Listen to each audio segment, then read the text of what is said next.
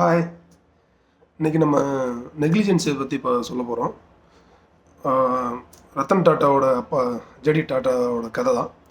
அவரோட நண்பர் எப்பவுமே அவர்கிட்ட சொல்லிகிட்டே இருப்பாராம், நான் டெய்லி பாக்கெட்டில் பேனா வச்சுருப்பேன், ஆனால் மிஸ் ஆகிட்டே இருக்கும். அதனால் என்ன பண்ணிட்டேன், ரொம்ப சீப்பாக இருக்கிற பேனாவை வந்து இப்போ நான் வாங்க ஆரம்பிச்சிட்டேன், அதனால் போனால் போதுன்னு சொல்லிட்டு விட்டுட்டேன் அப்படின்னு சொல்லிட்டு சொன்னாராம். அதுக்கு ஜேடி டாட்டா சொல்லியிருக்காரு, நீ என்ன பண்ணு, அதில் வந்து அந்த பேனாவை வந்து விலை உயர்ந்த பேனாவாக பண்ணி உன் பாக்கெட்டில் வை அப்படின்னு சொல்லியிருக்காரு. ஸோ அதுக்கு என்ன பண்ணியிருக்காரு இவரும், தங்கத்தில் ஆன முலாம் பூசின இது வந்து பண்ணி இந்த உலகத்துலேயே அதுதான் விலை உயர்ந்த பேனான்ற மாதிரி செஞ்சு பாக்கெட்டில் வச்சுருந்துருக்காரு.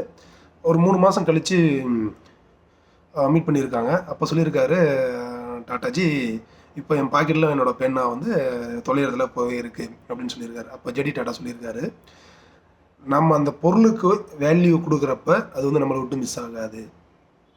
இதுதான் எந்த ஒரு விஷயமா இருந்தாலும், பொருள் மட்டும் கிடையாது, நம்மளோட செயலாக இருக்கட்டும், நம்மளோட வேலையாக இருக்கட்டும், நம்மளோட பொருளாக இருக்கட்டும், நம்மளோட குடும்பமாக இருக்கட்டும், எதுவாக இருந்தாலுமே நெக்லிஜென்சின்னு இருந்தால் அது நம்ம கையில் நிற்காது. ஃபோக்கஸ்ன்னு இருந்தால் அது நம்ம கையை விட்டு போகாது.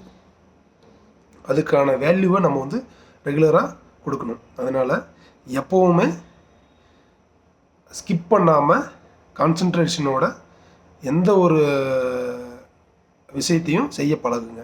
கண்டிப்பாக நல்லதே நினைப்போம், நல்லதே பேசுவோம், நல்லதே செய்வோம், நல்லதே நடக்கும். வாழ்க வளமுடன், வாழ்வோம் வளமுடன். என்றும் உங்கள் அன்புடன் பிரேம்குமார். All the best. மீண்டும் சந்திப்போம்.